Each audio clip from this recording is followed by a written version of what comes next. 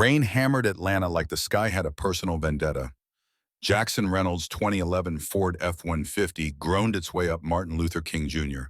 Drive windshield wipers fighting a losing battle against water that sheeted across glass faster than rubber could sweep it away. Dashboard clock blinked 11:47 p.m. in sickly green LED. The heater worked intermittently, which meant the cab alternated between muggy and frigid every few minutes. From the back seat, a small voice cut through the drum of rain on metal. "Daddy, I'm tired." Jack glanced in the rearview mirror. Maya sat buckled into her booster seat, 8-year-old braids coming loose from the careful work he'd done that morning, before school clutching a stuffed rabbit named Mr. Hopscotch that had been hers since she was 3, and her mother was still alive, and the world made a kind of sense it hadn't managed since. "I know, baby girl. Almost home." "You said that 10 minutes ago." Jack couldn't help the small smile that tugged at his mouth despite bone-deep exhaustion. "This time I mean it. Promise." Another late shift fixing faulty wiring in some overpriced Buckhead condo, where the owner, a tech executive who'd made his fortune in cryptocurrency and his personality in hell, had complained loudly and at length about how Jack had taken too long to locate the problem in walls that hadn't been properly maintained in a decade. The check would clear by Friday. $400 that would cover Maya's insulin for the month, plus her school field trip to the Georgia Aquarium, plus maybe if Jack stretched grocery money thin enough in new shoes, since her current pair had holes worn through both soles. Type 1 diabetes, diagnosed when Maya was 6, 2 years after Rebecca died. Another thing, insurance barely covered another monthly expense that required Jack to work 15-hour days, 6 days a week just to stay current on medical bills. That compounded faster than he could pay them down.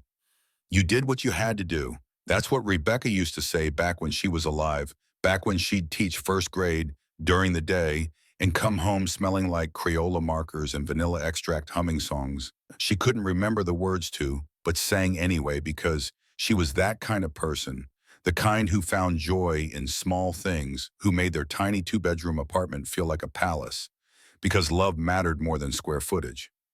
Jack pushed the memory away, dwelling on the past 3 years, on the drunk driver who'd run a red light and killed his wife instantly, on the lawyers with the expensive suit who'd gotten that driver off with community service, because money bought different justice than the rest of the world received on the nights he'd held Maya while she cried for her mother and asked questions. Jack couldn't answer. None of that helped. Not now. Not when Maya needed dinner and a bath and her bedtime story and the insulin injection she hated, but accepted with a bravery that broke Jack's heart every single time. The truck's headlights caught something in the road ahead. A figure, stumbling, one arm wrapped around ribs like trying to hold broken pieces together, the other reaching, blindly grasping at air for support that wasn't there. "Daddy, I see someone." Jack registered details in the half-second before everything changed. Woman. White blazer soaked through fabric, clinging to frame too thin for health. Blonde hair plastered across face. One shoe missing. The remaining shoe Louboutin, though Jack wouldn't know, that wouldn't recognize the signature red sole worth $1,200 barely holding on her foot. She took 2 more steps forward, directly into the F-150's high beams. Then her legs gave out and she collapsed onto wet pavement like a puppet with cut strings. Jack slammed the brakes. The truck skidded tires, losing traction on rain-slicked asphalt. For one terrible moment, they slid forward, still moving, heading directly toward the woman's prone form. Then the tires caught. The F-150 jerked to a stop 6 feet from where she'd fallen. Jack's training took over before conscious thought could interfere. He threw the transmission into park, killed the engine, pulled the keys. "Stay in the truck, Maya." His daughter's eyes went wide in the rearview mirror. "But lock the doors. Don't open them for anyone except me. Understand?" Maya nodded, reaching for the lock button. Smart kid, his kid. Rebecca's kid, with those same intelligent eyes that saw too much and understood more than any 8-year-old should have to. Jack stepped out into the rain that immediately soaked through his flannel work shirt. Within 3 seconds, he was drenched. Within 5, he was kneeling beside the woman, hands hovering over her shoulders, not touching yet, because you never touch without permission, never assumed, never forgot, that scared people needed agency, especially when they needed help. She was on her side, gasping, fingers scrabbling weakly against concrete, like she was trying to crawl, but her body had forgotten how. Up close, Jack could see the damaged forehead gash bleeding freely, mixing pink with rainwater. Right ankle bent at an angle that made his stomach clench, definitely broken compound fracture from the way bone pressed against skin. Bruises circling both wrists. Defensive wounds. Someone had grabbed her. Hard. Recently. "Ma'am, can you hear me?" She turned her head. Blue eyes found his wide, terrified pupils blown from shock, or pain, or both. Her mouth opened, but the words came out fractured. "Please, don't hurt me. I can't walk." Jack kept his voice low, steady, the same tone he'd used on wounded Marines in Kandahar, on civilians caught in crossfire on his daughter the night they'd buried Rebecca, and Maya had asked if Mommy would be cold in the ground. "I'm not going to hurt you. My name's Jack. I'm going to help you. Can you tell me what happened?" She flinched when he shifted his weight when his shadow moved across her face. Her breathing came too fast, heading toward hyperventilation. "Easy, easy. I won't touch you unless you say I can. But you're hurt badly. I need to know, are you injured anywhere besides your ankle and head?" Her lips trembled. Blood trickled from the forehead wound following the curve of her cheekbone before dripping off her chin. When she finally spoke, her voice was barely audible over the rain. "He's coming. They're coming for me." "Who's coming?" Before she could answer, before Jack could process what that meant, headlights flared behind them. Bright, close, getting closer. Jack turned. A vehicle approached through the downpour, moving fast but not recklessly, the kind of speed that suggested purpose rather than panic. The headlights resolved into a shape he recognized even before the vehicle stopped 30 feet away. Mercedes G-Wagon, black G63 AMG edition. If Jack had to guess, which put it somewhere north of $180,000. The kind of vehicle that didn't end up in Vine City at midnight unless the driver had specific business that couldn't wait for daylight or better weather. The engine idled. Rain hammered against its pristine hood. Then 3 doors opened simultaneously. 2 men emerged from the rear passenger seats first. Tall, both easily 6'4", built like they spent 8 hours daily in the gym. Suits that fit too well to be off the rack, probably custom-tailored, probably cost more than Jack's truck. They moved with the precise economy of trained fighters, the kind of posture that screamed military background, except these men hadn't served their country, they'd served whoever paid the most. The driver's door opened last. The man who stepped out made the bodyguards look like window dressing. Mid-40s maybe, tall enough to match them, but leaner, harder, like he'd been carved from something more durable than flesh. Charcoal suit that probably came from Tom Ford or Armani, or one of those designers whose names Jack only knew from passing upscale storefronts on the rare occasions he had business north of Ponce de Leon Avenue. Hair slicked back perfectly despite the rain. Face that belonged in cologne advertisements. Sharp cheekbones, strong jaw, the kind of calculated handsomeness that came from wealth and grooming and possibly minor cosmetic work. He walked forward with the absolute confidence of someone who'd never been told no, who'd never encountered an obstacle money or influence couldn't remove. His shoes, Oxford's leather gleaming even in rain, barely splashed in puddles. He stopped 10 feet from where Jack knelt beside the woman and looked down at them both with an expression that mixed concern and annoyance in equal measure. When he spoke, his voice was smooth, controlled, dangerous in the way that expensive lawyers and Fortune 500 executives learned to make their voices dangerous. "Step away from her." Jack stayed exactly where he was. "She's injured. She needs medical help." "That's my fiancée. This is a private family matter." Jack glanced down at the woman. She was shaking her head frantically now. Eyes squeezed shut, tears mixing with rain on her cheeks, whole body radiating terror that had nothing to do with her injuries and everything to do with the man standing over them. "Doesn't look like she wants to go with you." The man's jaw tightened. Something flickered behind his eyes, rage maybe, or calculation, or both. "You know what your problem is." He gestured dismissively at Jack with one manicured hand, taking in the work boots, the stained jeans, the flannel shirt plastered to Jack's shoulders, the F-150 idling behind them with its cracked windshield and rusted bumper. "You make judgments about situations you don't understand. This is a private family matter between my fiancé and myself, and you—" The hand swept up and down, indicating Jack's entire existence like it was something distasteful. "You're nobody, a stranger with a savior complex and a pickup truck." Something cold settled in Jack's chest. Not anger. Anger was hot, uncontrolled, the kind of emotion that got Marines killed in combat zones. This was colder, clearer, the same feeling he'd had in Kandahar right before going into buildings where insurgents waited, right before making decisions that would end with people alive or dead depending on whether Jack moved fast enough, thought, smart enough, refused to blink when everything depended on not blinking. Maybe so, but I'm the nobody standing between you and her. Mr. Reynolds, Jack's blood went cold. Not from fear, from the sudden, sharp awareness that something was very, very wrong. This man knew his name. They'd never met. Jack was certain of that, the kind of certain that came from 13 years of military training, where remembering faces meant the difference between identifying friendlies and shooting civilians. He'd never seen this man before tonight. So how did this man know who Jack was? You need to step aside. This is your last warning. I don't take warnings from men who hurt women. The man's face went very still. Behind him, the two bodyguards shifted forward half a step, ready to move on command. Sir, you need to step aside. The first bodyguard's voice came out flat professional, the tone of someone who'd delivered this message dozens of times before and knew exactly how the next 30 seconds would unfold. Jack rose slowly to his feet, keeping his body between the bodyguards and the woman. His bad leg protested the knee that still had shrapnel embedded in tissue. The surgeons couldn't safely remove, that ached whenever weather changed, that would never let him run the way he used to run, never let him swim or bike or compete in the sport he'd trained his entire adult life to master. Not happening. Last chance. I don't take chances from guys who get paid to hurt people. The bodyguard's face twitched. Then he moved. Jack's sidestep, muscle memory from Krav Maga, from 1,000 training sessions on Coronado Island, from actual combat where half a second of hesitation meant dying, and drove his elbow into the man's ribs. Something cracked.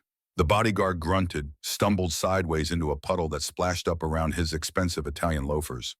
The second bodyguard charged in swinging wild, telegraphing the punch so obviously that Jack had time to duck under it, pivot on his good leg, and sweep the man's feet out from under him with a heel kick to the ankle. The bodyguard went down hard, back hitting pavement, with enough force to drive air from his lungs in an explosive gasp. The first bodyguard recovered faster than Jack expected. Came in again with more technique. This time guard up, moving like someone with actual training rather than just bulk. They traded 3 quick exchanges, block, counter-strike, block, again before Jack caught the man's wrist mid-punch, twisted it sharply enough to strain the joint, and used the momentum to slam him sideways into the Mercedes. His head bounced off the door panel with a dull metallic thunk. He slid down the vehicle's side, leaving a wet trail on black paint, and sat there with his eyes unfocused. The second bodyguard had made it back to his feet. He came in fast rage overriding training now, which made him predictable. Jack shifted his weight, caught the man's forward momentum, and redirected it with a judo throw he'd learned during cross-training with Marine Corps martial arts instructors. The bodyguard's feet left the ground. He hit asphalt hard enough that the impact vibrated up through Jack's boots. This time he stayed down, groaning, one hand pressed to his lower back. Jack straightened. His chest heaved. Rain dripped from his hair into his eyes. His knuckles throbbed where they'd connected with the first bodyguard's jaw. His shoulder ached where the second bodyguard had managed to clip him during that initial exchange. But he was standing. They weren't. The man in the expensive suit stood absolutely still. His mask of control had slipped just enough to show genuine surprise beneath the calculated exterior.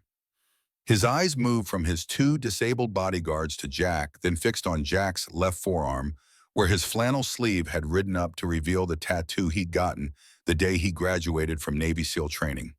Eagle, globe, anchor, the Marine Corps emblem in stark black ink. "You're a Marine." Jack said nothing. Sometimes silence conveyed more than words. Sometimes letting the other person fill the quiet told you exactly what they were thinking, exactly what they feared, exactly how to anticipate their next move. The man's jaw clenched. His hands balled into fists at his sides.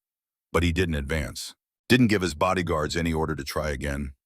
Just stood there in expensive Italian leather shoes that were getting ruined by rainwater pooling around his feet, staring at Jack and with an expression that promised violence but delivered only calculation. "You just made the biggest mistake of your life." His voice shook with barely controlled rage. You think this is over. You think you can just walk away. I will bury you. I'll destroy everything you have. Your Joe, your home, his eyes flicked toward the F-150, toward where Maya's small face pressed against the passenger window, watching everything, taking it all in, with those intelligent eyes that missed nothing. Jack's expression went arctic. Finish that sentence, I dare you. Silence. Just rain hammering against metal and concrete and flesh. The four of them frozen in tableau. Jack, the man in the suit, two bodyguards struggling to their feet. Traffic sounds in the distance.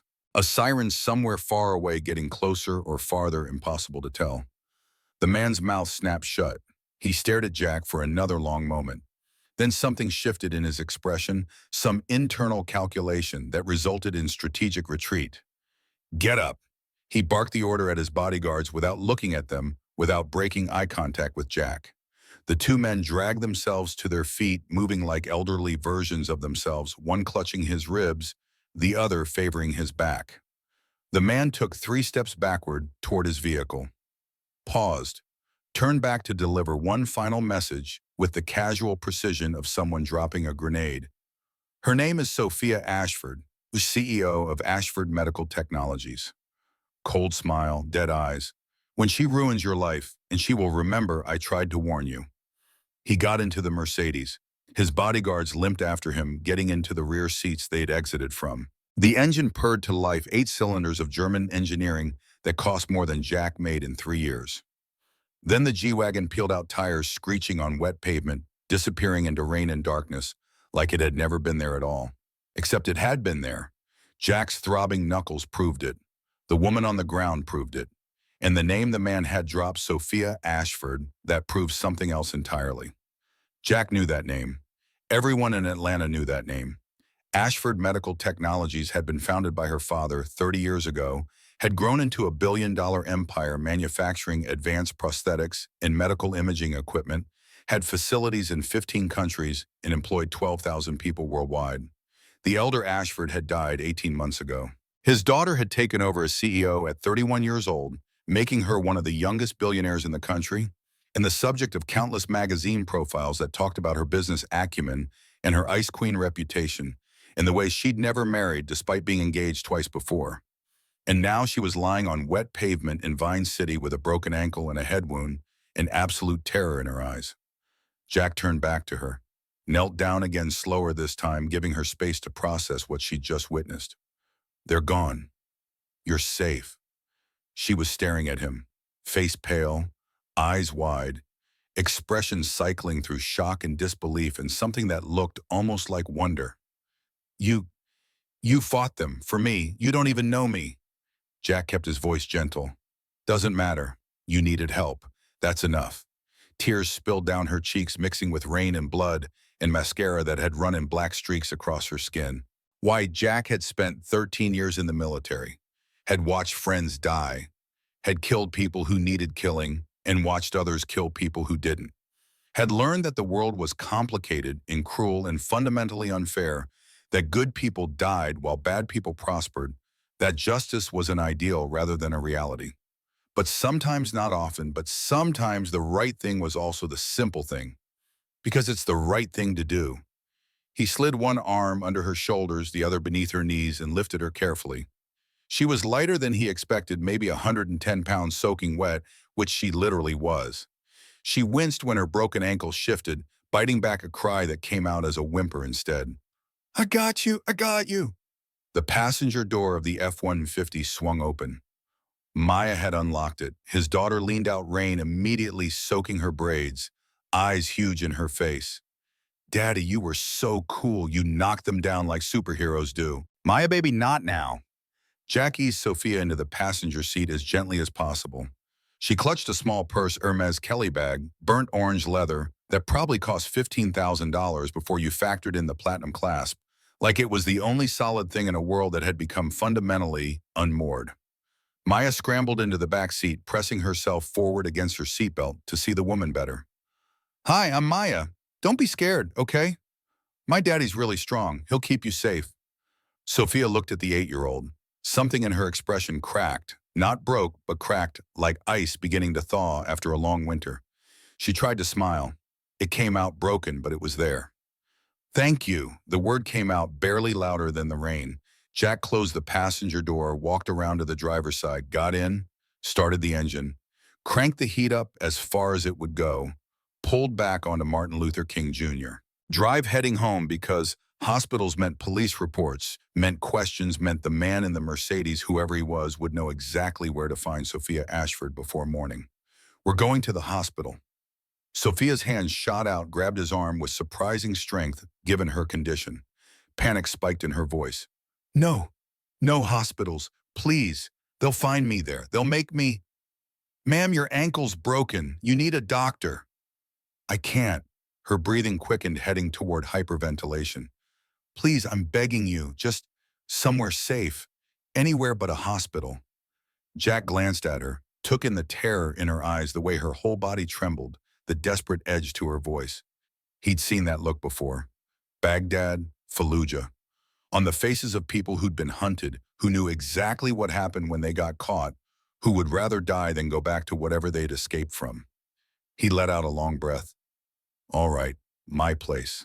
It's not much, but it's safe. I was a corpsman in the service. I can patch you up. But if you get worse, if there's infection or complications, we're going to a hospital. Deal. She nodded, sagging back against the seat. Deal. Maya reached forward from her booster seat and placed one small hand on Sophia's shoulder. It's okay, you're with us now. Sophia closed her eyes. For the first time since Jack had found her, she stopped shaking. The building looked like it had given up decades ago, cracked concrete steps leading to a front entrance with peeling green paint. Buzzers beside the door that hadn't worked since the Clinton administration. Parking lot potholed badly enough that Jack had to navigate around the worst craters. Second floor walk-up, which meant stairs, which meant Sophia's broken ankle was about to become significantly more painful. Jack pulled into his assigned spot number 2B beneath a light that flickered epileptically. Killed the engine. Sat there for a moment while rain continued to drum against metal. We're here. Sophia opened her eyes. She'd kept them closed during the entire drive, either from pain or exhaustion, or the desperate need to pretend this was all a nightmare she might wake from. Now she looked at the building, really looked at it, and her expression went through several rapid changes. Not disappointment, not disgust, something softer, something that looked almost like relief. This is where you live. Second floor. It's not the Ritz, but the heat works. Roof doesn't leak most of the time. He came around to her door, opened it carefully. I'm going to carry you again. Stairs are going to be rough on that ankle. This time when he lifted her, she didn't stiffen. Didn't pull away.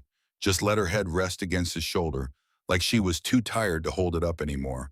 Like the adrenaline that had kept her moving was finally burning off and leaving nothing but exhaustion in its wake. The stairwell smelled like curry and bleach. Someone on the first floor was playing music, reggaeton bass thumping through thin walls. Jack took the steps slowly, mindful of his bad knee, mindful of Sophia's broken ankle, mindful of Maya following behind with Sophia's purse clutched in both hands. Almost there. Second floor, third door on the left. Maya was already pulling the keys from Jack's pocket. They'd done this dance 100 times the routine of late-night arrivals, after long shifts, after Jack was too tired to fumble for keys himself. She unlocked the door, pushed it open, stepped aside. Welcome to Casa Reynolds. 680 square feet. Living room and kitchen in open layout. 2 tiny bedrooms, 1 bathroom. Walls covered in Maya's drawings, families holding hands, rainbows, flowers with smiling faces. Furniture from Goodwill and scrap wood. Small TV on a milk crate. Everything clean, organized, loved, despite having almost nothing. Sophia's eyes swept the space as Jack carried her to the couch. In her world, custom furniture worth tens of thousands. Marble and hardwood. The kind of luxury that came from generational wealth. Here, hand-drawn pictures taped with Scotch tape. Furniture held together with hope. But when Jack settled her onto the couch, when Maya immediately climbed up beside her and started explaining about Mr. Hopscotch the rabbit, something shifted in Sophia's expression. Something that looked like peace. Maya, go get the first aid kit, red box under the bathroom sink. Okay. His daughter scrambled off, leaving Jack kneeling in front of Sophia with careful distance. I need to look at your ankle and that cut on your forehead. Is that okay? She nodded, hands gripping the couch edge. I'm going to be straight with you. I can stabilize your ankle, clean your wounds, give you something for pain. But I'm not a doctor. Not anymore. If things get worse, infections, swelling complications, we go to a hospital. No arguments. Okay. I need you to trust me for the next few minutes. It's going to hurt. I'll go as fast as I can. She met his eyes, held his gaze with an intensity that suggested she was making some kind of decision, weighing risk against necessity, control against vulnerability. I trust you. Those three words landed heavier than they should have. Landed with a weight that Jack felt in his chest in the space where grief lived, where Rebecca's absence still carved out pieces of him 3 years after her funeral. Maya returned with the red tackle box, Jack's medical kit from his Marine days. Gauze, antiseptic, elastic bandages, butterfly closures, basic pain medication. The kind of supplies you maintained when you couldn't afford emergency room visits, when a child with type 1 diabetes meant choosing between insulin and other medical care. He worked methodically. Cleaned the forehead wound first, shallow wouldn't need stitches, just butterfly closures to hold skin together. Applied antiseptic that made Sophia hiss through her teeth. Covered it with gauze. Then her ankle. He removed her remaining shoe, Louboutin pump, blood-stained, $1,200 reduced to garbage. The ankle was swollen to twice its normal size. Deep purple spreading up her calf. The angle was wrong, bone pressing against skin in a way that made his combat medic training scream compound fracture, a potential compartment syndrome needs surgical intervention immediately. This is definitely broken. I'm going to stabilize it, but you really need an x-ray. Probably need surgery. Later. The word came out through gritted teeth. Please, just make it stop hurting. He wrapped the ankle carefully, firmly immobilizing it as much as possible with splint and elastic bandages. Sophia bit her lower lip so hard it went white. Didn't make a sound except for breathing that came harsh through her nose. When he finished, Jack sat back on his heels. Done, best I can do without a hospital. Thank you. He stood, went to the kitchen, returned with water and 2 white pills. Ibuprofen. It'll help with pain and swelling. She took them, washing both down in one long gulp, closed her eyes, leaned back like someone had cut her strings. Jack grabbed a clean towel, draped it over her shoulders. She was still damp from rain, shivering despite the apartment's warmth. I'll get you something dry to wear. But first, are you hungry? When's the last time you ate? Sophia opened her eyes, stared at him like the question was delivered in a foreign language. I don't remember. Right, I'll make you something. You don't have to. I know I don't have to, but you're here. You're hurt. And you need food. So when I'm making you something. He said it matter-of-factly, like it was the most obvious thing in the world. Maya had settled beside Sophia again this time with her box of crayons in fresh paper. What are you drawing, sweetheart? Us. Maya held up the paper. 3 stick figures, one tall with broad shoulders, one small with pigtails, one with long yellow hair, all holding hands in front of a simple house with a triangle roof. This is you and Daddy and me. Sophia's breath caught, her eyes filled with tears that had nothing to do with physical pain and everything to do with something breaking open inside her chest, some wall she'd built that was suddenly cracking under pressure it hadn't been designed to withstand. That's beautiful, Maya. You can keep it, to remember that you're not alone anymore. And that's when Sophia broke. Really broke. Not the desperate fear from earlier, not the pain-induced whimpers when Jack wrapped her ankle.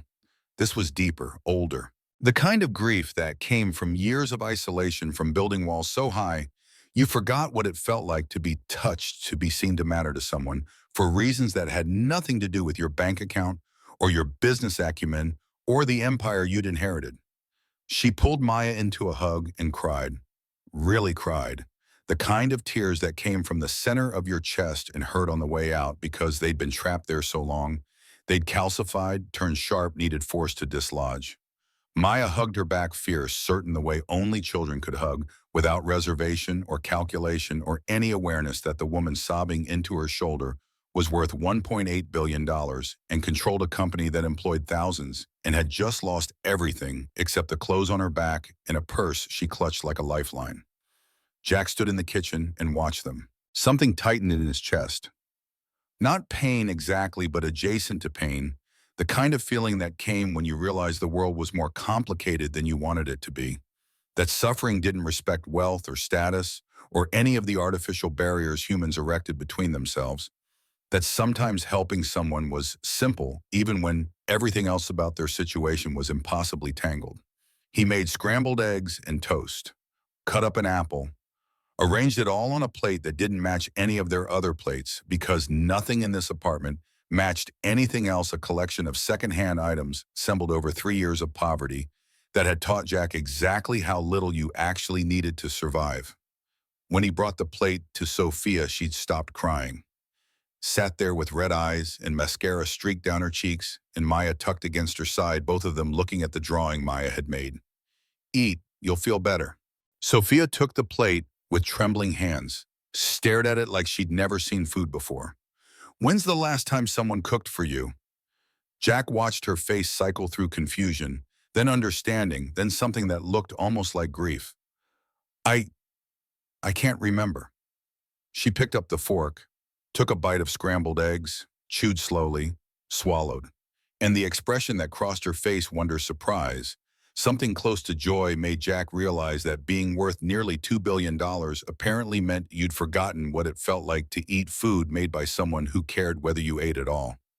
This is really good. It's eggs and toast. I know, it's perfect. She ate slowly. Every bite seemed to cost her something, seemed to require more energy than she had available. But she finished most of it, left only the crust from the toast, because Maya had started talking about school and Mr. Hopscotch and how her teacher, Mrs. Rodriguez, had said Maya's painting of the ocean was so good it should be in a museum. By the time the plate was empty, Sophia looked like she might fall asleep sitting up. Her eyes kept drifting closed, snapping open again with visible effort. Jack took the plate back to the kitchen, returned with sweatpants and a t-shirt. Rebecca's clothes kept in a box at the back of his closet because he couldn't bring himself to donate them, because Maya sometimes asked to smell them and remember how her mother used to smell like vanilla and permanent markers. These were my wife's. She passed away 3 years ago. Sophia took the clothes like they were sacred artifacts. I'm so sorry. Yeah, me too. He pointed toward the bathroom. Take your time. Yell if you need help. She limped there, using the wall for support, her broken ankle barely touching the ground. The bathroom door closed. Water ran. Minutes passed. Jack made up the couch with clean sheets and a blanket, fluffed the pillow, set a glass of water on the coffee table he'd built, along with 2 more ibuprofen for when she woke in pain during the night. When Sophia emerged, she was wearing Rebecca's clothes, gray sweatpants, 3 sizes too big, an old Atlanta Falcons t-shirt faded from years of washing. Her wet hair hung loose around her shoulders. She'd scrubbed the mascara from her face, revealing freckles she usually covered with makeup, and the kind of natural beauty that existed independent of cosmetics or styling or any of the artificial enhancements wealth could buy. She looked younger, vulnerable, real in a way that billion-dollar CEO profiles never captured. You take the couch tonight.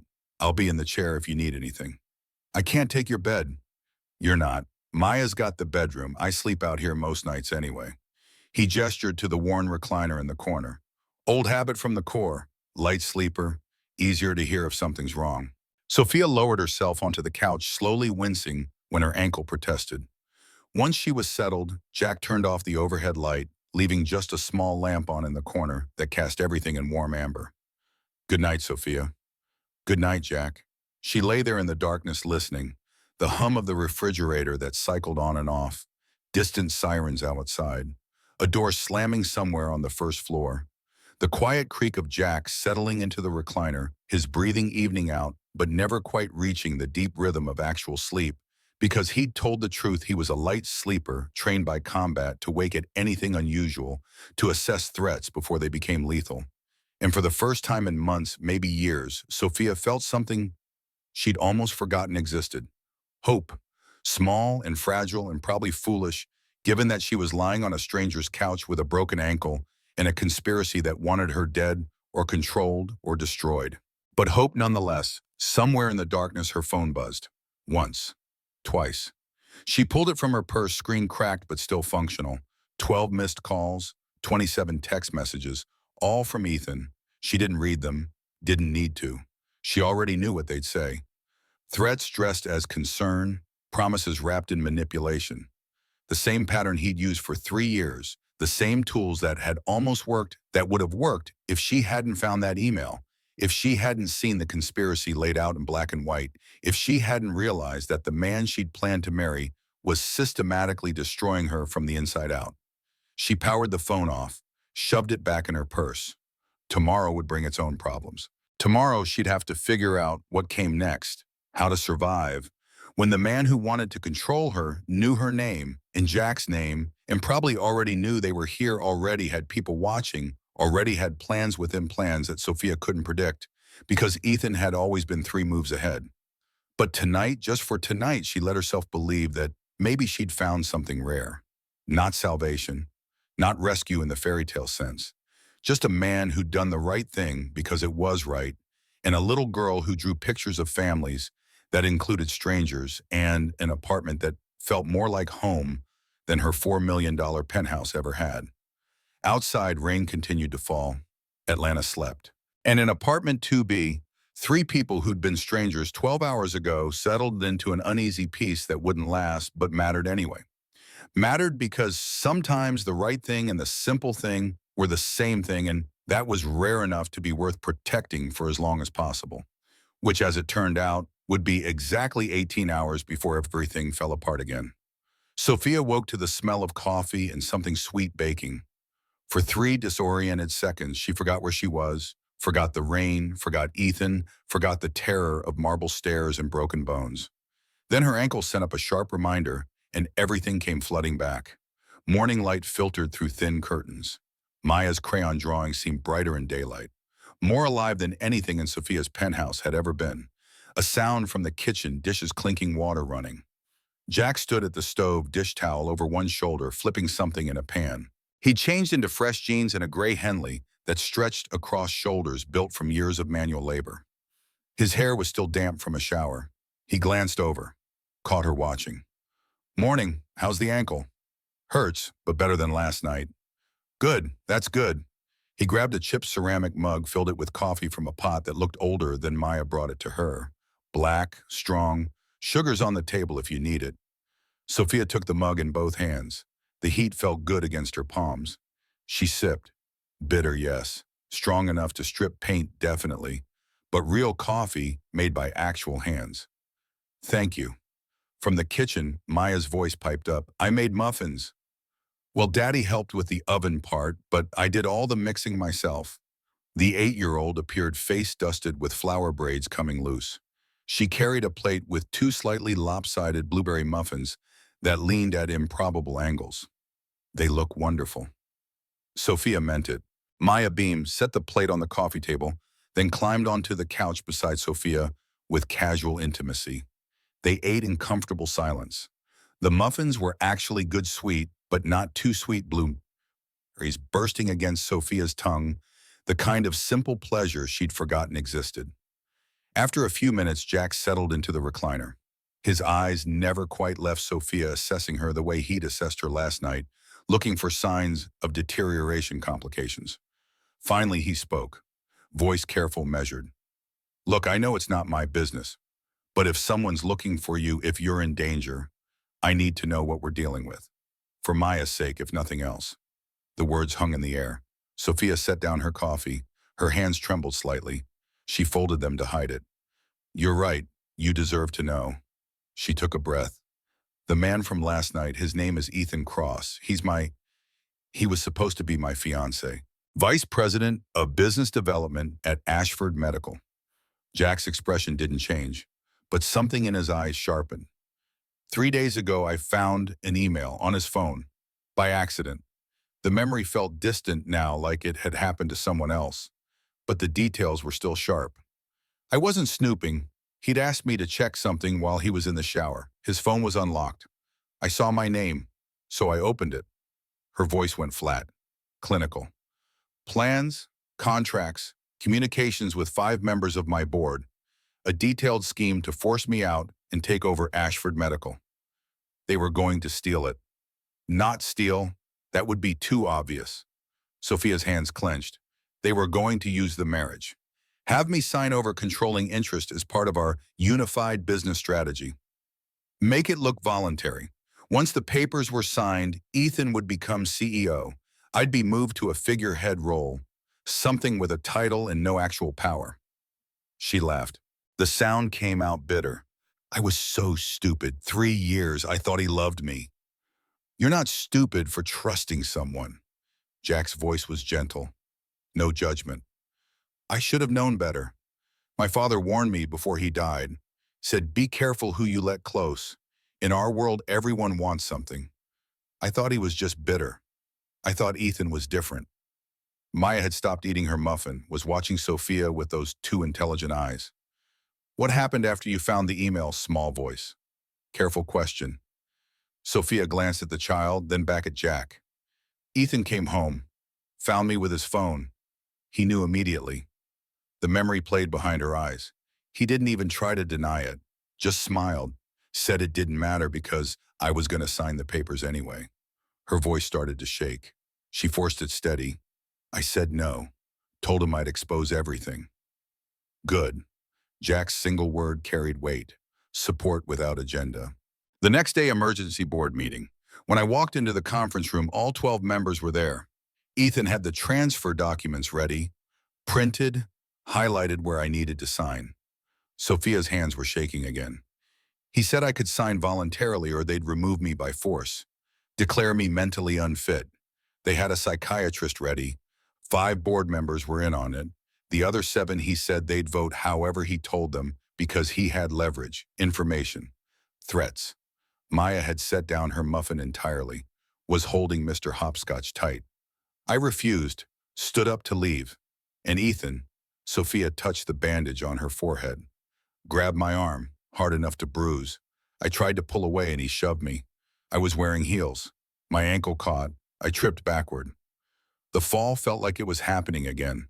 Slow motion, 10 marble steps from the conference room down to the executive suite. I felt my ankle snap on the 3rd step. Heard it. This wet cracking sound. Maya made a small noise. Distress, empathy. The board just stood there, watching. Not one person helped. They just stared. Sophia's eyes were distant now. Ethan came down the stairs, stood over me. I was lying there with my ankle bent wrong and blood in my eyes, and he smiled. This cold, empty smile, and said, sign the papers or I'll make sure you never walk out of this building. The room was silent except for the hum of the refrigerator. I crawled to the back exit. I don't know how long it took, but I made it outside, into an alley. I couldn't go any further, just collapsed there. She looked at Jack. Then his security team showed up, started carrying me back. I tried to fight. Then I saw headlights. Your truck. I stumbled into the street, and then you were there. Maya had started crying, silent tears. She scooted closer to Sophia. Jack's jaw was tight, knuckles white around his coffee mug. Those photos you took, do you still have them? Sophia reached for her purse, pulled out her phone, 6 images, emails printed and photographed. She handed the phone to Jack. He scrolled through slowly. His expression didn't change except for a slight tightening around his eyes. This isn't enough. Sophia's stomach dropped. What? 6 photos. It's a start, but it's not enough to take down an entire conspiracy. They'll claim the emails were taken out of context, that you misunderstood, that you were mentally unstable, which is exactly what they're already claiming. He handed the phone back. But if we can get into your company's servers, pull the full communications, all the contracts, the money trails, that's enough. That's evidence a prosecutor can actually use. Sophia's mind started turning. I can't just walk into the building. Ethan will have security watching. No, but you can access the network remotely. You're still CEO. You still have credentials. The system has multiple security protocols. Even with my credentials, they'll be able to trace any access. Then we find someone who knows how to get around that. Jack leaned forward. I know a guy, Tyler. We served together. He does cybersecurity now. Freelance. If anyone can help us get that information without leaving traces, it's him. Hope flickered in Sophia's chest. Small, fragile. Why? Jack looked confused. Why what? Why are you doing this? She gestured around. You already saved my life, gave me shelter, food, medical care. You don't owe me anything. So why help me fight this fight? Jack set down his coffee mug. When he spoke, his voice was quiet but absolutely certain. You remember I said I was a corpsman, Sophia nodded. 4 years ago, about 6 months after Rebecca died, there was a fire. Small house in East Atlanta. I was driving home from a night shift. Saw smoke, heard screaming. His eyes went distant. Woman trapped on the second floor. Elderly, maybe 75. Fire department hadn't arrived yet. I went in. Maya had stopped crying, was watching her father. Found her in the bedroom, smoke inhalation, already unconscious. I carried her out, started CPR while someone called 911. Jack's hands clenched. She died in the ambulance, too much smoke in her lungs. Jack, I'm so... Her name was Mrs. Patterson, lived alone. No family. The fire was ruled arson. Landlord wanted her out so he could sell the building. Paid someone to torch it. Sophia's breath caught. The landlord had money, good lawyers, connected to people in city government.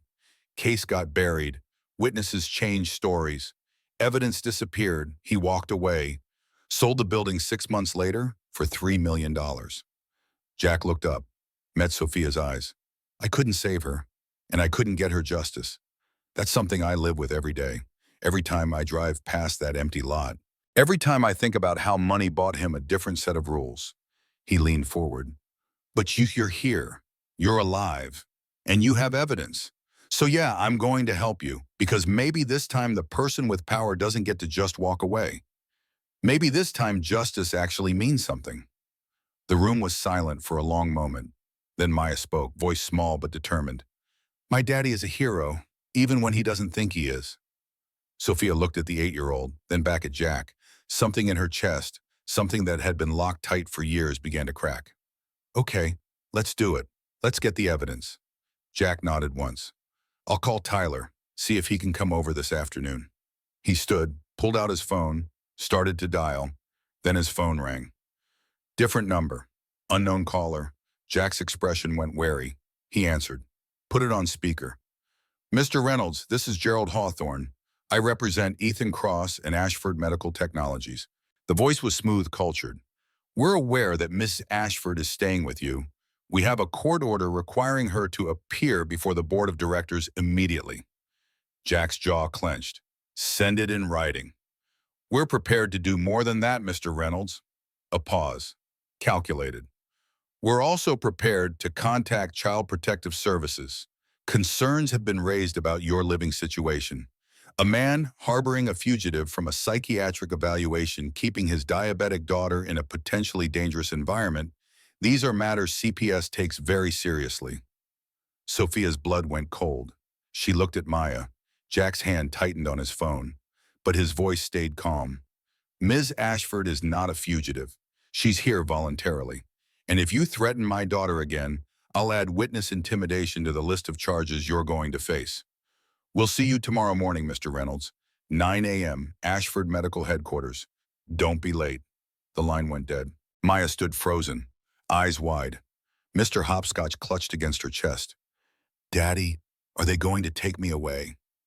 Jack crossed to her in 3 steps, pulled her into a hug. Oh, no, baby. That's not going to happen, I promise. But over Maya's head, Sophia saw his expression. Saw the fear there. Sophia stood. Her ankle screamed protest. She limped toward the door, toward her purse. What are you doing? Jack's voice, sharp. I have to go. Sophia grabbed her purse. I'm not letting him hurt you. Hurt Maya. I'll turn myself in. Deal with Ethan. It doesn't matter. The hell it doesn't. Jack released Maya, crossed to Sophia in 2 steps. You think I let you stay here just to hand you back to the man who tried to kill you? He'll destroy you. You heard him. CPS, everything. And Maya, her voice broke. I can't be the reason you lose your daughter. You're not. Jack's voice was steel. Ethan Cross is the reason. Men like him are always the reason. They threaten and manipulate because they've never been stopped. Because everyone always backs down. I'm trying to protect you. And I'm trying to protect you. They stood there, 2 feet apart, both breathing hard. We're at a standoff? Sophia almost laughed. But here's the thing. Jack's voice softened slightly. We're stronger together. You know that, right? Whatever Ethan throws at us, we have a better chance facing it together. What if something happens to Maya because of me? Nothing's going to happen to Maya. But even as he said it, doubt flickered across his face. I've already called a lawyer. Diana Reeves, friend from the service, JAG Corps. She'll be here this afternoon with Tyler. If CPS shows up, we'll be ready. And if they take her anyway, they won't. Jack's certainty felt like armor. Thin armor, but armor nonetheless. You don't know that. No, but I know that running doesn't fix anything. I know that men like Ethan rely on people being too scared to fight back.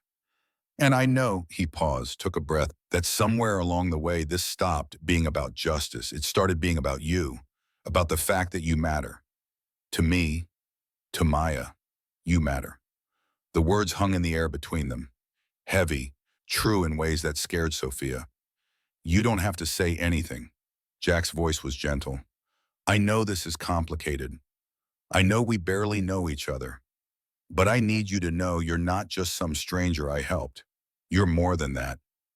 Sophia couldn't speak. Maya appeared beside them, took Sophia's hand in one of hers, Jack's hand in the other. We're a family now. That's what Mama used to say. Families protect each other. And that broke something in Sophia, some final wall. She pulled Maya into a hug, then reached for Jack, and suddenly they were all standing there holding on to each other like they could prevent the world from tearing them apart through sheer stubborn will. Outside, Atlanta kept moving. Inside apartment 2B, 3 people who shouldn't have found each other made a decision that would either save them all or destroy them completely. Either way, they'd face it together. Part 3, the evidence. Tyler Washington arrived at exactly 2:00 p.m. Jack opened the door before Tyler could knock. They stood there for 3 seconds doing that wordless assessment men who'd served together always did. Jack. Ty. They clasped hands. Brief hug. Tyler stepped inside. 38 years old, lean and wiry. Left leg prosthetic from mid-thigh down, carbon fiber blade visible below his jeans. Laptop bag over one shoulder. Eyes sharp as they swept the apartment before settling on Sophia. Ms. Ashford, heard you've got quite a situation. His voice carried the flat drawl of rural Georgia. That's understating it. Sophia tried to smile. It came out shaky. Tyler crossed to the dining table and set down his laptop bag. The laptop he pulled out looked like it had survived multiple wars, scuffed, dented, held together with electrical tape. But when he powered it on the screen, glowed with serious processing power. All right, I'll need your login credentials, access codes, anything that gets us into Ashford Medical's network. Sophia rattled off usernames and passwords. Tyler's fingers flew across the keyboard, touch typing, at speeds that made the keys sound like rainfall code scrolling across his screen. After 5 minutes, Tyler leaned back. Okay, you've still got executive access.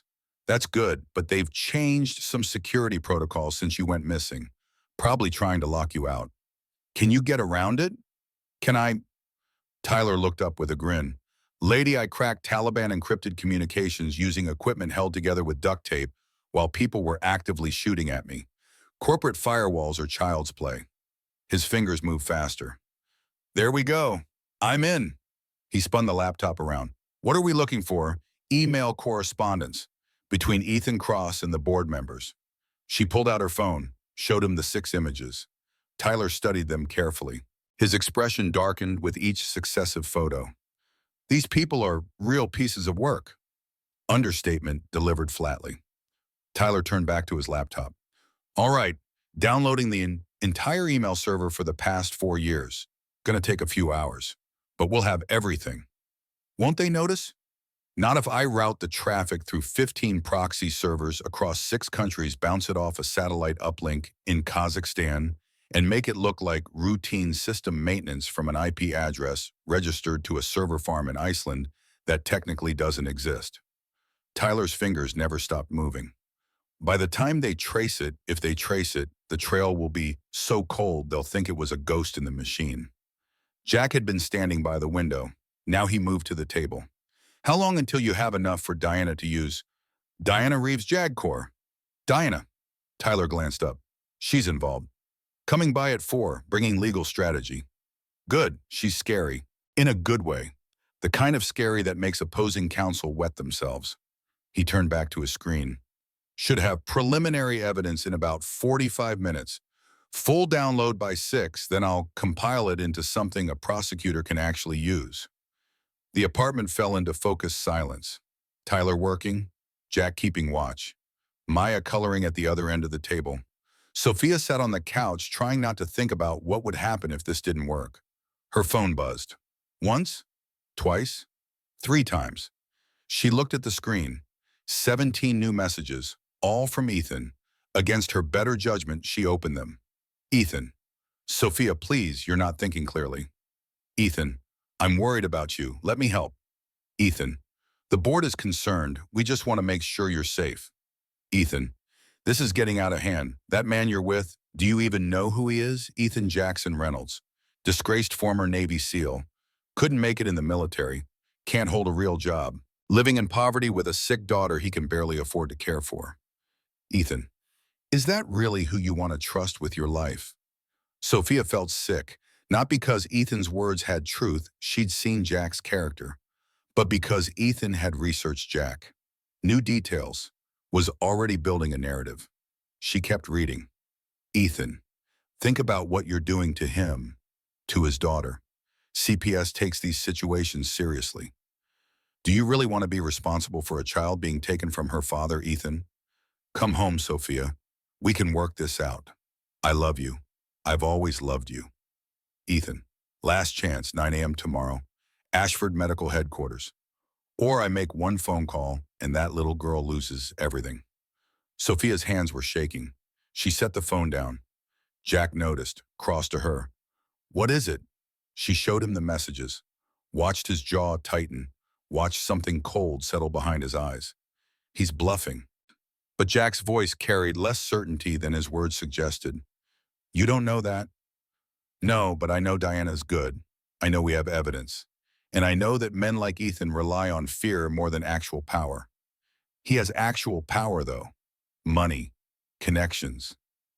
Got something. Tyler's voice cut through Sophia's rising panic. They both turned to him. You're going to want to see this. They crowded around the laptop. Tyler pulled up an email chain. Date stamp from 3 years ago, October 15th. To Richard Bennett, CFO from Ethan Cross. Subject phase 1, complete. Tyler read aloud, the engagement is secured. Sophia agreed to marry me last night. She's completely convinced this is real. Once we're married, we'll have her sign the transfer documents as part of our unified business strategy presentation to the board. She trusts me completely. It's actually pathetic how easy this has been. Sophia felt like someone had punched her in the stomach. 3 years ago, the night Ethan proposed. She'd been so happy. There's more. Tyler scrolled down. Once she signs the transfer documents, we move immediately. She'll be removed from all operational decision-making.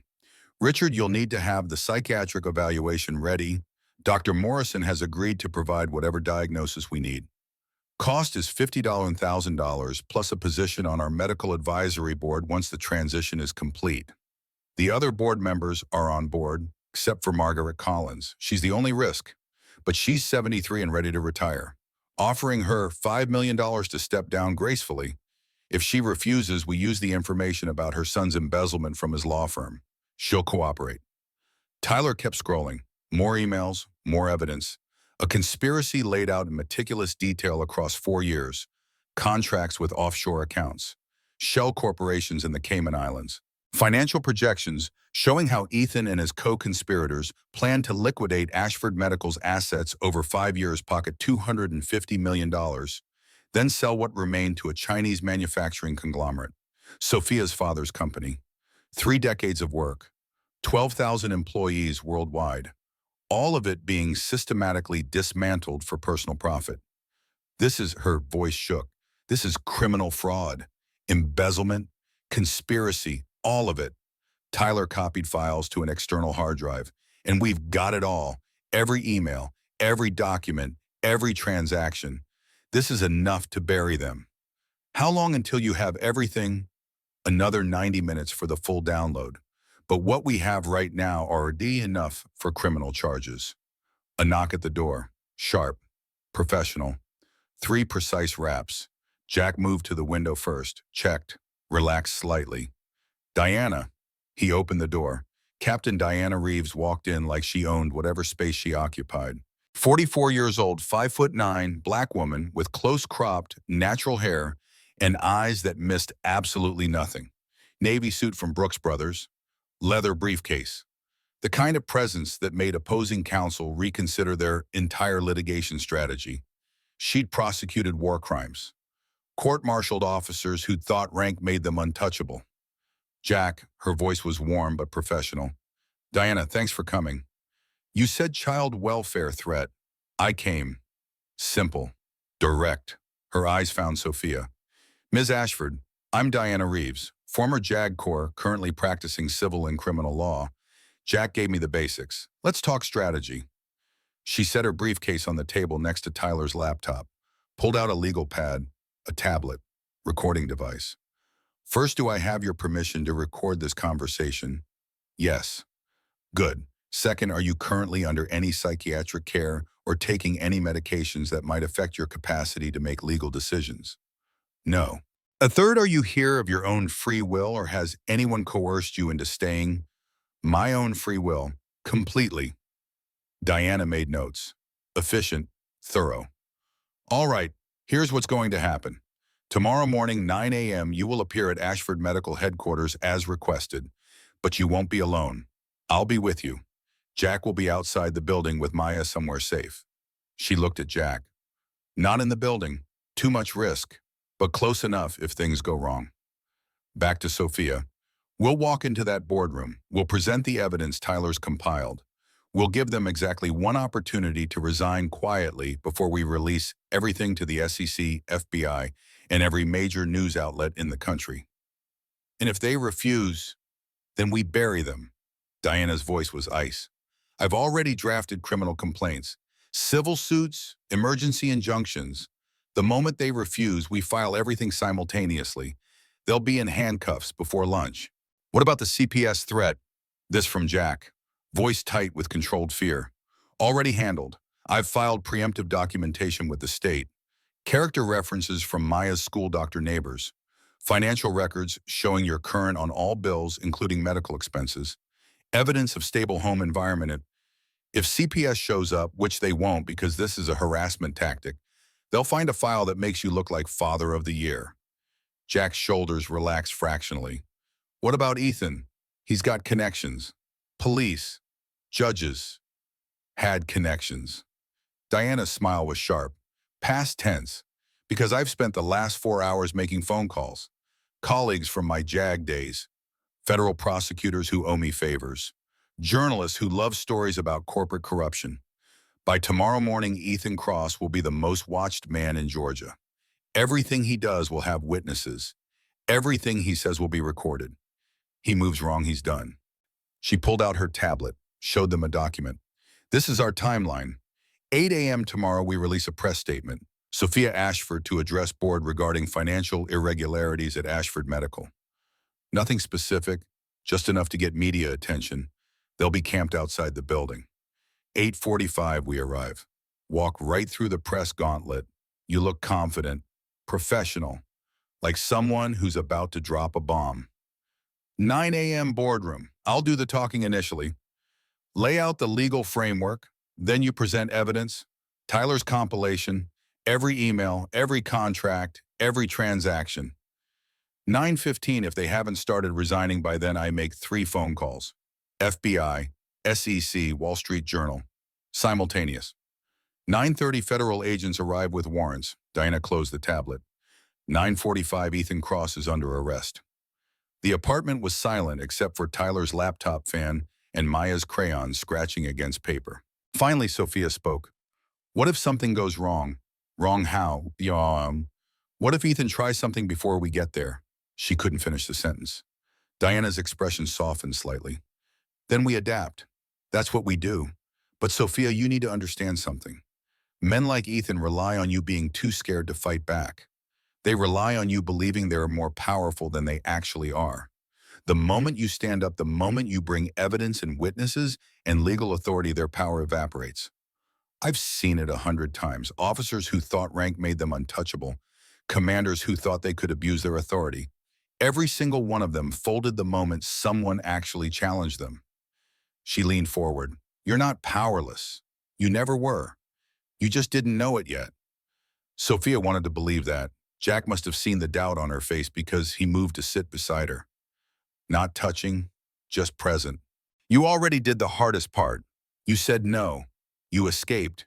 You survived. Everything else is just finishing what you started. What if I'm not strong enough? You are. Simple certainty. Maya appeared at Sophia's other side, climbed onto the couch, held up her drawing. I made this for you. The picture showed 4 figures now instead of 3.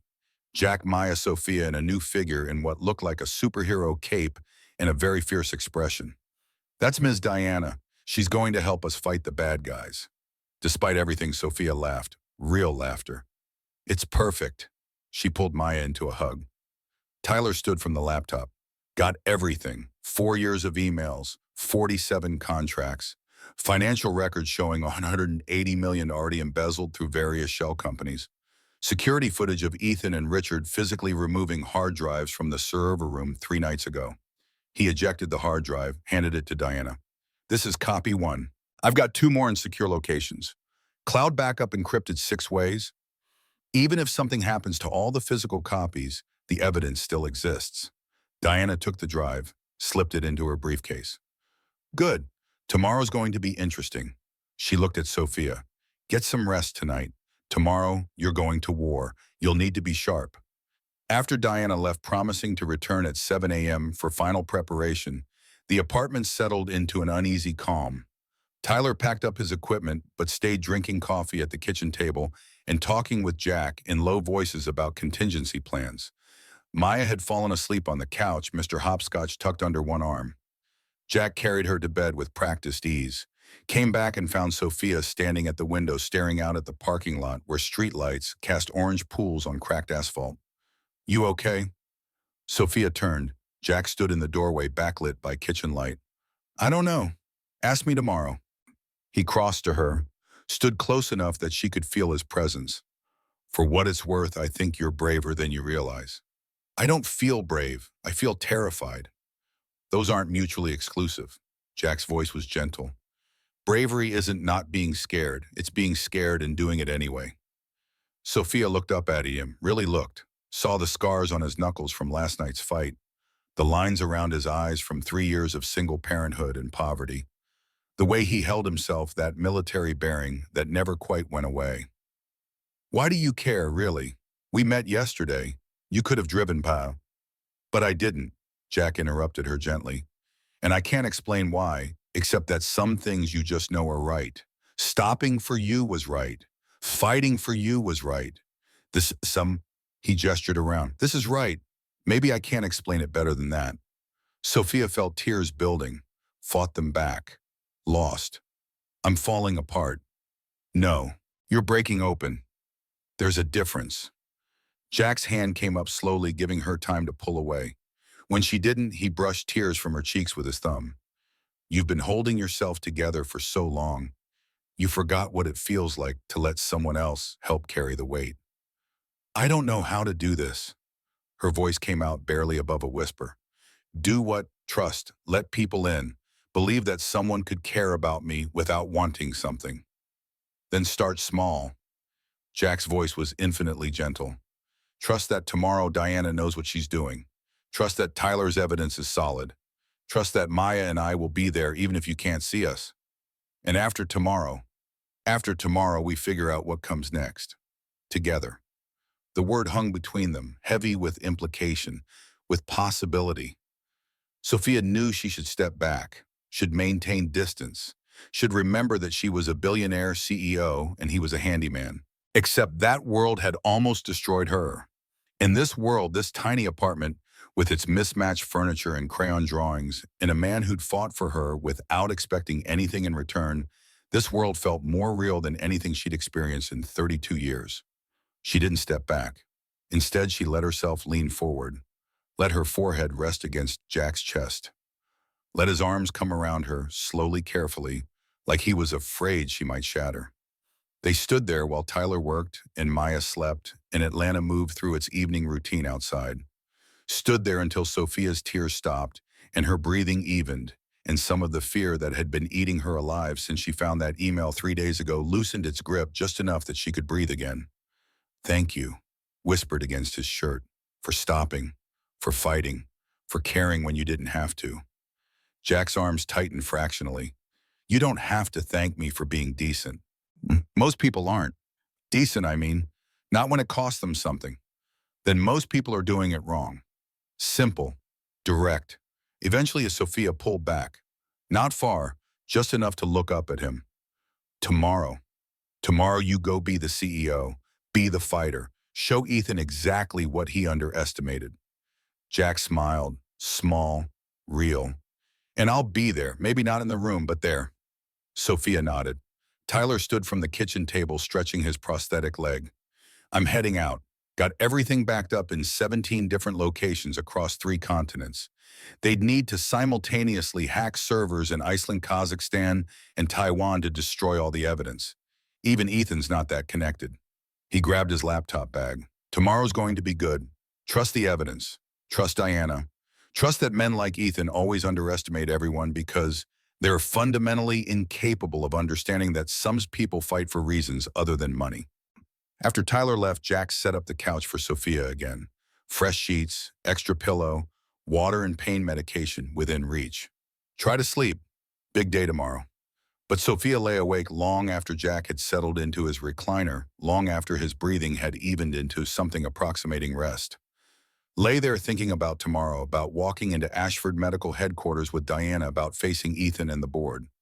Lay there until exhaustion finally dragged her under into dreams that mixed memory and fear and hope in equal measure. When she woke at 6 a.m. to the smell of coffee and the sound of Maya singing something about unicorns in the kitchen, Sophia made a decision. Whatever happened today, whether they won or lost, whether Ethan went to prison or somehow escaped justice, whatever happened, she was done being afraid, done letting men like Ethan define her worth, done believing that power and money mattered more than the kind of human decency Jack and Maya had shown her. She was going to walk into that boardroom and take back everything that had been stolen from her. And if Ethan Cross wanted a war, she'd give him one he'd never forget. Diana arrived at exactly 7 a.m. carrying 2 garment bags and a briefcase that looked like it could survive a nuclear blast. "Got you interview clothes, navy suit, white blouse, sensible heels. You're going to look like the CEO. You are not someone who's been hiding in a maintenance worker's apartment for 2 days." Sophia took the garment bags. Diana's bluntness was oddly comforting. "No offense meant to the maintenance worker," Diana added, glancing at Jack. "None taken. She does need better clothes than my dead wife's sweatpants." The words came out flat but not unkind, just acknowledgement of reality. Sophia changed in the bathroom. The suit fit perfectly. Diana had somehow guessed her size exactly. When she emerged, she looked like herself again, or rather, like the version of herself that ran billion-dollar companies and faced down hostile board members. Except now she had scars, the butterfly bandages on her forehead, the slight limp from her ankle, the shadows under her eyes that no amount of concealer could hide. She looked like someone who'd survived something. Maya stared at her with wide eyes. "You look like a superhero in disguise. Like you're pretending to be a normal person, but you're really powerful." Out of the mouths of babes. "That's exactly right, sweetheart." Diana checked her watch. "We leave in 15 minutes. Jack, you and Maya need to be at the coffee shop across from Ashford Medical by 8:30, close enough to respond, if needed far enough away that you're not visible targets." Understood. Jack was already helping Maya into her jacket. The 3 of them, Jack, Maya, and Tyler, who'd arrived at 6, would wait at Common Grounds Cafe. Tyler would monitor the situation remotely. Jack would be ready to move if Diana gave the signal. Nobody said what that signal might mean. At 8 a.m. exactly, Diana's phone buzzed. She glanced at the screen, smiled. "Press statement just went live. Give it 5 minutes, and every news outlet in Atlanta will be scrambling to get crews to Ashford Medical." At 8:15, they left the apartment. Two cars, Jack's F-150 heading to the cafe, Diana's BMW heading downtown. Sophia sat in the passenger seat watching Atlanta wake up around them. Morning commuters, people getting coffee, dog walkers, normal life happening, while her entire existence balanced on the edge of catastrophe or vindication. "You're quiet," Diana observed, thinking about how 3 days ago I had everything: company, money, fiancé, future, and it was all built on lies. Sophia turned to look at Diana. "And now I have nothing except a broken ankle and borrowed clothes and two people I met 48 hours ago who've done more for me than anyone in my entire life." "You have more than that," Diana's voice was firm. "You have evidence. You have truth. You have legal representation. And you have something Ethan Cross has never had and never will have." "What's that? The moral high ground. Don't underestimate how much that matters."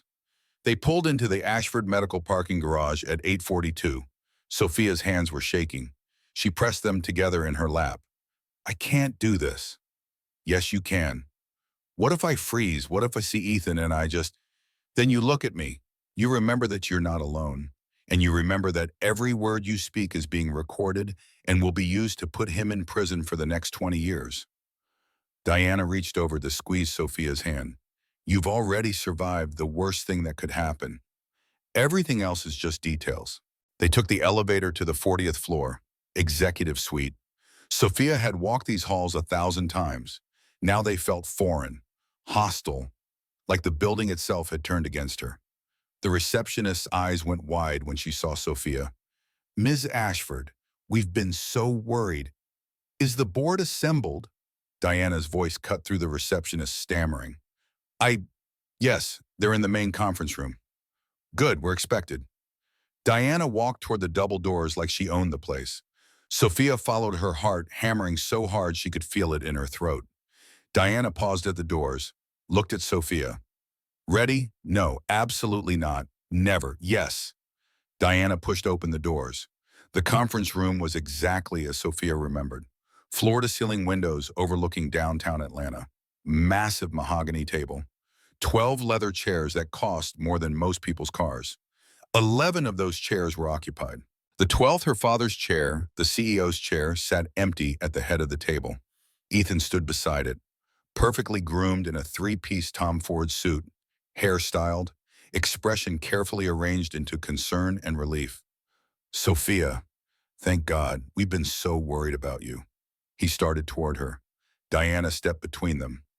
"Mr. Cross, I'm Diana Reeves, legal counsel for Ms. Ashford. Any communication with my client goes through me." Ethan's expression flickered. Annoyance quickly masked. "Of course, Sophia, sweetheart, please sit down. We just want to make sure you're okay, that you're getting the help you need. Ms. Ashford is fine.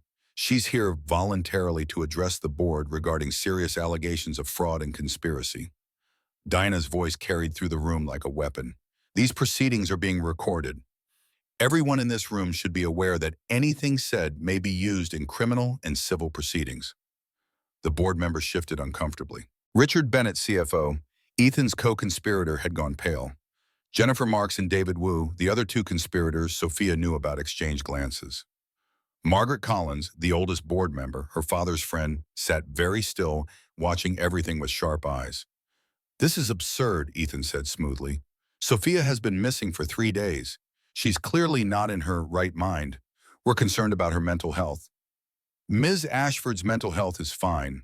Her physical health, on the other hand, was severely compromised when she was assaulted and thrown down a flight of stairs by you, Mr. Cross, in this very building 3 days ago." Diana let that sink in.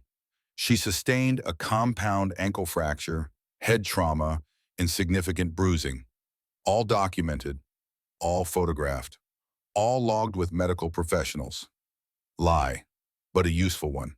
Jack's medical care counted. "That was an accident," Ethan said quickly. "Sophia tripped. I tried to help her." "No, Mr. Cross, you pushed her. After she refused to sign fraudulent transfer documents that would have given you control of Ashford Medical Technologies." Diana pulled out a tablet. "We have documentation of a conspiracy spanning 4 years, involving you and 4 members of this board. A scheme to force Ms. Ashford into marriage, coerce her into signing over control of the company, remove her from operational authority, and systematically liquidate company assets for personal profit. The room erupted. Denials, accusations, shock from the board members who apparently hadn't known. Diana raised her voice. We have 847 emails, 53 contracts, financial records showing $180 million already embezzled through shell corporations in the Cayman Islands, and security footage showing Mr. Cross and Richard Bennett physically removing hard drives from the company's server room in an attempt to destroy evidence. She turned to Sophia. Ms. Ashford will now present the evidence. This was it, the moment. Sophia could feel every eye in the room on her. She stood, slowly because her ankle still hurt, walked to the head of the table, to her father's chair. She didn't sit in it, just stood behind it, hands resting on the leather back. 4 years ago, she began her voice steadier than she felt. Ethan Cross joined this company. 6 months later, he asked me to dinner. A year after that, he proposed. I said yes because I thought he loved me. I thought I'd found someone who saw me as more than just my father's heir. Someone who wanted me, not my money or my company. She paused. I was wrong. Diana connected the tablet to the presentation system. The screen behind Sophia lit up with the first email. To Richard Bennett from Ethan Cross. Date October 15th, 3 years ago. Subject Phase 1 complete. The engagement is secured, Sophia read aloud. She's completely convinced this is real. She trusts me completely. It's actually pathetic how easy this has been. Ethan's face had gone from concern to fury. Richard Bennett looked like he might be sick. Sophia continued. Email after email, contract after contract. The conspiracy laid bare in Ethan's own words. Plans to declare her mentally incompetent. Bribe psychiatrists ready to diagnose whatever they were paid to diagnose. Offshore accounts in the Cayman Islands. Shell corporations designed to hide embezzlement. Financial projections showing how they'd liquidate Ashford Medical over 5 years, pocket $250 million, then sell what remained to a Chinese conglomerate that would eliminate 12,000 jobs worldwide. Her father's legacy, 3 decades of work, all of it reduced to numbers in a spreadsheet and money in secret accounts. 3 days ago, Sophia said, her voice harder now. I found these emails. I confronted Ethan. He didn't deny it, just smiled and told me it didn't matter because I'd signed the papers anyway. She touched the bandage on her forehead. The next day, I walked into an emergency board meeting. Ethan had the transfer documents ready. When I refused to sign when I tried to leave, he grabbed me, pushed me.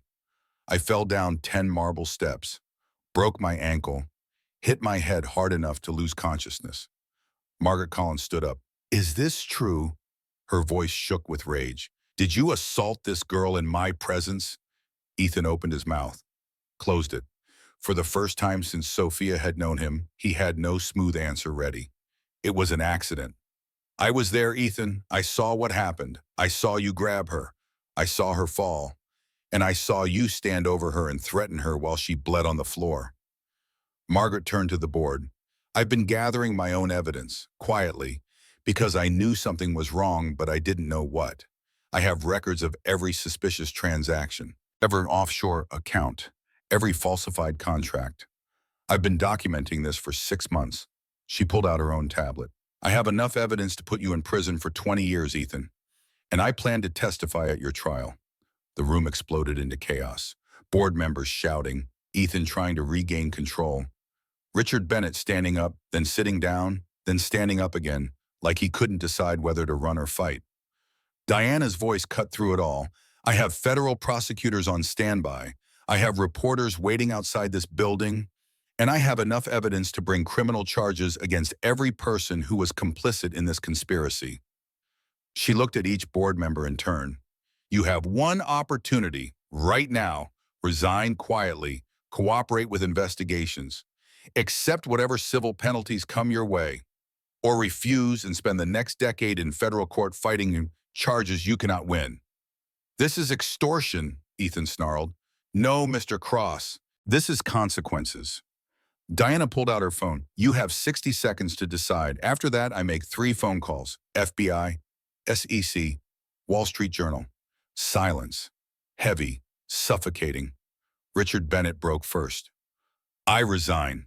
His voice came out barely louder than a whisper. I resign. I'll cooperate. I'll testify. Just please. My family. I have kids. Jennifer Marks was crying. I resign. I'm sorry. God, I'm so sorry. One by one, the conspirators crumbled. David Wu, Patricia Simmons. The fifth conspirator, a man named Thomas Wright, who Sophia hadn't even known was involved. 5 resignations in 5 minutes. Ethan stood alone, furious, desperate. You can't do this. You have no authority. The board will. The board has spoken, Margaret Collins said coldly. 5 members have resigned. 4 more are horrified by what you've done. I'm calling for a vote to remove you as vice president, effective immediately. All in favor. 7 hands went up. The clean board members plus Margaret. The vote carries. Mr. Cross, you are terminated for cause. Security will escort you from the building. This isn't over, Ethan hissed. He turned to Sophia. You think you've won? You have no idea what I'm capable of. The conference room doors opened. 4 FBI agents walked in, followed by 2 people in suits with SEC credentials. Ethan Cross, you're under arrest for conspiracy to commit fraud, wire fraud, embezzlement, and obstruction of justice. The lead agent pulled out handcuffs. You have the right to remain silent. This is insane. You can't. They turned him around, cuffed him, started reading his rights. Ethan's eyes found Sophia one last time. Pure hatred burned there. This isn't over, he said again, but his voice shook. And Sophia realized something. He was just a man, not a monster, not omnipotent, just a man who'd made terrible choices and was finally facing the consequences. Yes, she said quietly, it is. They let him out. Richard Bennett and the other conspirators were cuffed next. One by one, they were walked past Sophia, some crying, some defiant, all of them broken. When the last one was gone, the conference room felt different, lighter, like a weight had been lifted from the very air. Margaret Collins crossed to Sophia, pulled her into a hug. Your father would be so proud. Sophia's eyes filled with tears. I stepped down as CEO. I can't. After everything, I can't run this company. I know. The board will need to select new leadership. But Sophia, Margaret held her at arm's length. You showed more courage in the last 3 days than most people show in a lifetime. Don't forget that. Diana was already packing up her tablet. We need to give a statement to the press. They're going to have questions. Sophia nodded. Let Diana lead her out of the conference room down the hallway to the front entrance. The lobby was packed. Reporters, cameras, microphones shoved forward the moment they appeared. Ms. Ashford, is it true that Ethan Cross was arrested? Were you kidnapped? Why did you disappear for 3 days? Diana held up a hand. Ms. Ashford will make a brief statement. No questions. Sophia took a breath, looked directly into the cameras. 3 days ago, I discovered evidence of a conspiracy to defraud Ashford Medical Technologies. When I refused to participate, I was assaulted by my former fiancé, Ethan Cross. He and 4 members of our board of directors have been arrested on federal charges, including fraud, embezzlement, and conspiracy. I am stepping down as CEO to focus on recovery and to assist with the investigation. The board will appoint interim leadership. Ashford Medical will emerge from this stronger and more committed to the integrity and ethics my father built this company on. Thank you. She turned away, ignored the shouted questions. Let Diana guide her through the crowd to the parking garage. They got into the BMW. Diana started the engine. You did good. Sophia leaned her head back against the seat. Is it really over? The criminal part, that is just beginning. Ethan and his co-conspirators will face trial. You'll have to testify, but the immediate threat, yes, that's over. They drove to Common Grounds Cafe in silence. Diana pulled into the parking lot. Through the window, Sophia could see Jack and Maya at a corner table. Tyler was there too, laptop open. They were watching news coverage on Tyler's screen. When Sophia walked in, Maya saw her first. Sophia. She jumped out of her chair and ran across the cafe, threw herself at Sophia with enough force that they almost fell over. You did it? We watched on Mr. Tyler's computer. They put the bad man in handcuffs. Sophia knelt down, ankle screaming in protest, and hugged Maya back. We did it. All of us together. Jack had stood up, was walking over slowly. When he reached her, he didn't say anything, just pulled her into his arms and held her while she cried. Not sad tears, not scared tears. Relief. Pure, overwhelming relief. It was over. Really, actually over. The Phoenix Foundation occupied a small storefront in East Atlanta. 3 rooms, bright windows, a sign out front that read, "Safe haven for those who need it." Sophia Morrison, she'd legally changed her name back to her mother's maiden name 3 months ago, unlocked the door at 8 a.m. and turned on the lights. The foundation had helped 42 women in 6 months, provided emergency shelter, legal assistance, job training, medical care, whatever they needed to escape situations that would have killed them if they'd stayed. It was funded by the settlement from Ashford Medical. The company had paid Sophia $20 million to avoid a civil suit. She'd taken $15 million and started the foundation. Kept $5 million for herself, enough to live on, not enough to return to the world of penthouse apartments and private jets. She didn't miss it. The door opened, her first appointment. A woman in her mid-20s, black eye poorly concealed with makeup, clutching a backpack like it was the only thing she owned in the world. "Hi, I saw your website. It said you help women." "We do. Come in. You're safe here." Sophia spent the next 2 hours getting the woman set up with emergency housing, a restraining order, and a job interview at a partner company. By noon, she'd helped 2 more women. Had lunch at her desk, sandwich from the deli next door. Nothing fancy, exactly what she wanted. Her phone buzzed. Text from Jack. "Taking dinner, your place or mine?" They'd been dating, if you could call it that, for 5 months now. Slowly, carefully, both of them damaged in different ways, both of them healing. "Yours. I'll bring dessert." Maya requests chocolate chip cookies. Done. She smiled, put the phone away. The afternoon brought more clients, more women who needed help, who'd found the courage to leave but didn't know what came next. Sophia knew exactly how they felt. At 5 p.m., she locked up, drove to Jack's apartment, still the same 680 square feet, still the same mismatched furniture, still home in ways her penthouse had never been. Maya answered the door. "Sophia, I got an A on my math test, and the doctor said my insulin levels are perfect." "That's amazing, sweetheart." Jack was in the kitchen. He'd gotten a new job 3 months ago, facilities manager at a nonprofit that provided low-income housing. Better pay, better hours. Still doing what he loved, fixing things, helping people. "Smells good. What are we having?" "A tempting chicken parmesan. Might be edible." Sophia crossed to him, wrapped her arms around his waist from behind, rested her head against his back. "Love you." She felt him tense, just slightly. They hadn't said it before. Not out loud, not with words. "Love you too." His voice was rough with emotion. They ate dinner at the small kitchen table, talked about their days. Maya told a long, complicated story about her friend Jessica and some drama involving trading cards. Jack described a plumbing emergency that had turned out to be much simpler than expected.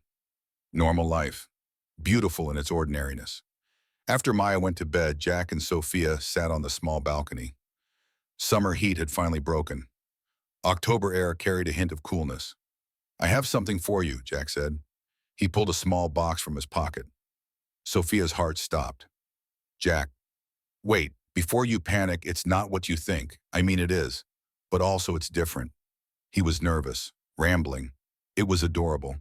"I've been thinking about this for months. Talked to Maya about it. Talked to Diana about it. Hell, I even talked to Tyler about it." He opened the box. Inside was a simple silver ring. 3 small stones, blue, pink, white. "Sapphire for me, rose quartz for Maya, white topaz for you, because we're stronger together." He took a breath. "Sophia Morrison. I'm a facilities manager making $50,000 a year. I live in a tiny apartment. I have a daughter with diabetes. I'm not rich, I'm not powerful. By society's standards, I'm nobody." His voice went soft. "But you make me feel like somebody. You make Maya feel loved. You walked away from billions of dollars to start a foundation that helps women nobody else wants to help. You're the bravest person I've ever met." He got down on one knee. Will you marry me? Will you officially become part of this chaotic, beautiful family? Sophia was crying, happy tears, overwhelmed tears. Yes, God, yes. 1,000 times yes. He slipped the ring onto her finger. It fit perfectly. She pulled him up, kissed him, deep and sweet and full of promise. When they broke apart, they were both crying. I love you, she whispered. I love you too. From inside the apartment, are you guys getting married? Maya stood in the doorway, eyes wide. Were you supposed to be asleep? Jack asked. Are you getting married? Maya repeated. Sophia laughed through her tears. Yes, sweetheart, we're getting married. Maya shrieked with joy, ran onto the balcony, threw her arms around both of them. They stood there, Jack, Sophia, and Maya, holding on to each other under Atlanta stars. A family built not from blood, but from choice, from courage, from the simple decision to do what was right even when it was hard. 3 months later, they got married in a small ceremony. 50 people, Tyler as best man, Diana as maid of honor, Maya as flower girl in a princess dress that made her look like royalty. The Phoenix Foundation gave its first scholarship the same day in Rebecca Reynolds' name. Full ride to nursing school for a young woman who'd escaped domestic violence and wanted to help others do the same. Sophia kept her job running the foundation. Jack kept his job managing facilities. They bought a small house in East Atlanta, not fancy, not huge, but theirs, with a yard for Maya and a garden where Sophia could grow flowers. On their first anniversary, Maya gave them a drawing, the three of them holding hands in front of their house. Underneath, in careful printing, our forever family. And it was. Not perfect, never perfect. Life was still hard sometimes. Money was still tight. Maya still had diabetes. Sophia still had nightmares about Ethan. But they had each other. And that was enough. More than enough. Everything.